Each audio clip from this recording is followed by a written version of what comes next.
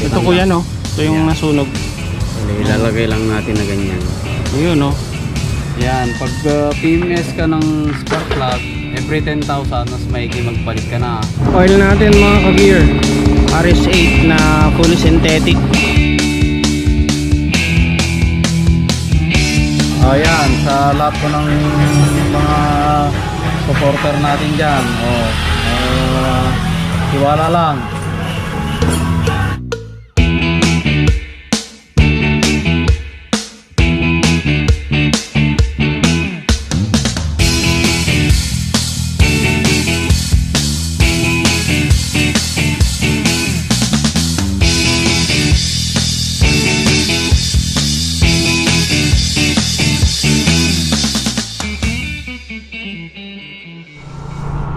Okay guys, nandito na po tayo sa bayan po ng Santa Cruz, na kung saan dito po yung shop, dito Klein's Moto Shop.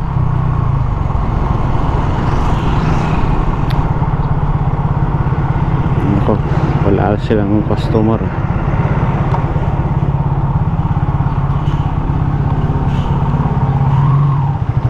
Wah, customers!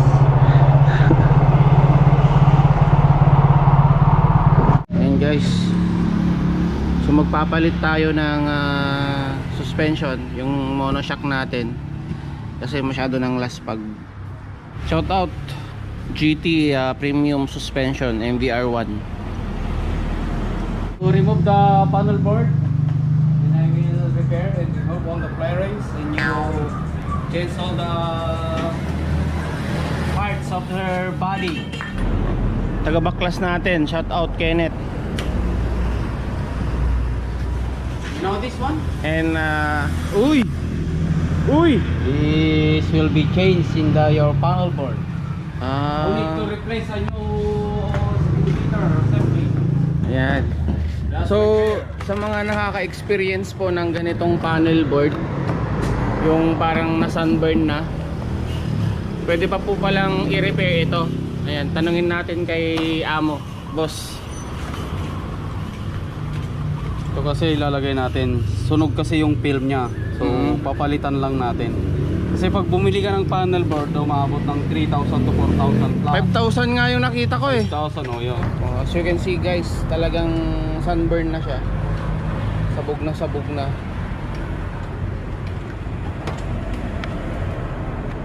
Ito yung kwan guys, nasunog. Papalitan Ito kuya lang. no, ito yung Ayan. nasunog. Ilalagay lang natin na ganyan. Yun no. Para mag-itim siya. Aerox, NMAX. Aerox, mga digital na panel board na sunburn. Service natin ito is 1,800. Kasama na lahat. Pero pag linike nyo and share nyo yung Gearhead Motovlog, may discount kayong 500. Nice. Nice. O diba, may free na promotion pa kayo. So punta na kayo sa Klein's Moto Shop. Repairs all kinds of motorcycle, even big bikes. Sinalpak na po nila yung bago po nating monoshock. Gusto nyo namang matuto ng ganito, pwede naman. Tsaga-tsaga lang. Pero pag nasira, aray ko po. Talagang magpapalit na si customer.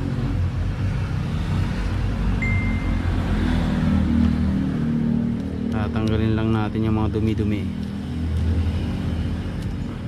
Ayan. So ganito po yung itsura ng mismong panel board, yung salamin niya, yung nakikita po sa screen na salamin. Ayan, so tinanggal lang po ni Kuya, ni Idol, ni Kuya Mike, yung film niya na sunburn na. So papalitan po siya ng bagong ganito. Diba? Ayan, so kabilaan po siya, nilalagyan po siya ng film. So ito po yung nasusunog, yung film niya.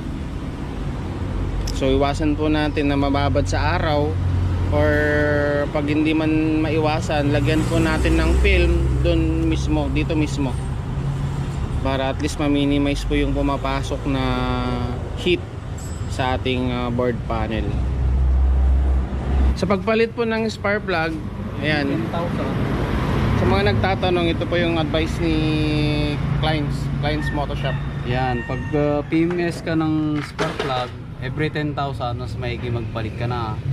Although pwede pa siya, pero yung fuel consumption na mas matakaw na siya. Kasi yung gap ng spark plug at saka yung spark niya medyo mahina na. Kaya yan, medyo nagpo-corrosion na siya. Kaya pag maganda yung spark plug, although bibili ka nga ng spark plug, mas makatipid ka pa kasi basta makukunti yung fuel consumption mo. Mas lesser yung fuel consumption. So, ulitin ko lang, yung periodic maintenance is nasa 10,000. 1,000. Okay. Kahit basahin mo sa manual, nandun yan. PMS. Ito guys, so yung film. Bali, ang ginawa po na idol, sinukat po niya sa may salamin at doon po niya ginupit. Parang sticker lang ba? Kakabit lang tayo ng sticker.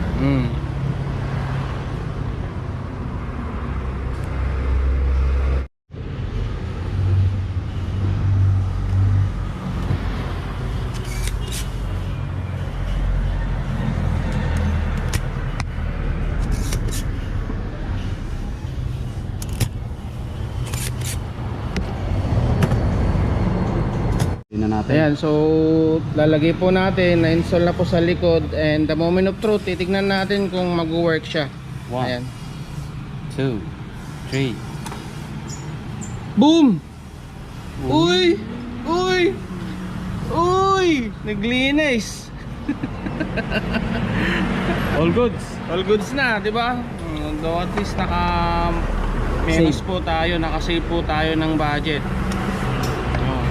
Sa mga naghahanap po dyan, yung mga sira yung panel na sunburn, punta nyo lang po ang shop po ni na Kleins Moto Shop. At ito po ay matatagpuan dito sa Poblacion Este, Santa Cruz, Ilocos Sur. Along National Road po siya. At katabi lang po siya ng Cabaro Car Wash and Cabaro Car Sales and Car Wash. Tapat po ng Cycle Mall. ayan. So ayan guys, tapos na. Yung isang problema natin, goods na. Ayan, so pa-adjust na lang po natin yung shock natin. Then check po ni Kuya Mike yung wirings papunta po sa charging port natin, sa busina po natin, sa dual switch ng busina natin, then yung makina, yung relay natin guys, namasa na. So ibig sabihin yung relay natin ang problema.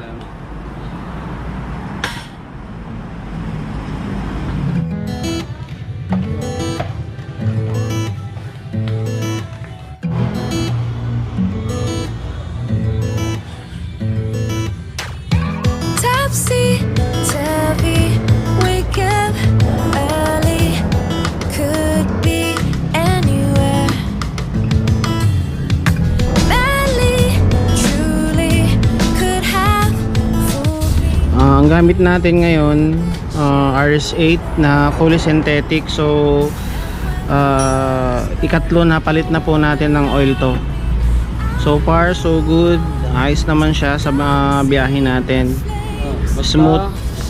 sundin mo lang yung tamang maintenance. Every 1,500 that's better.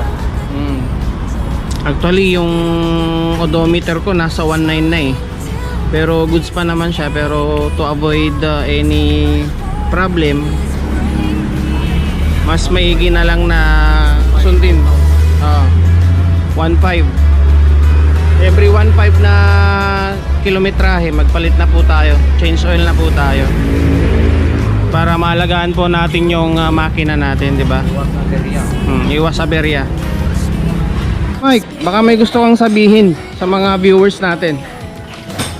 Ayan, sa lahat po ng mga supporter natin dyan. Tiwala lang. Ayan, so ang ginawa po natin, change oil, pinayos po natin yung panel board natin. O goods na. PMS. Yan o. Hindi na siya kagaya ng dati na sabog, sunburn. Tapos, ano pa ba? Nagpalit tayo ng monoshock, spark plug, at nag-change oil po tayo. And pinadjust na din po natin tong front shock po natin para maganda po yung Kamananak na nagchatan. tawag dito, suspension niya habang bumabiyahe tayo. Ayan. So we are very excited for our next ride and salamat po sa suporta guys. MBR1 suspension, premium suspension po ito, GT series. Ito rin po yung dati po nating monoshock, and sa pinalit po natin ganun din pa naman. Ang kinagustuhan ko po kasi dito, na-adjust po siya sa mga tagtag, maganda. Hindi po masakit sa katawan. Nagpalit na talaga po ako kasi nga talagang siyempre na gamit na kasi rin ito sa dami po ng ating salayo at dami po nating napuntahan dito sa Luzon. Talagang gamit na. So MBR1 baka naman. Look at all the good things we have. Look at all the good things we have. Look at all the good things we have. Ooh, look at all the good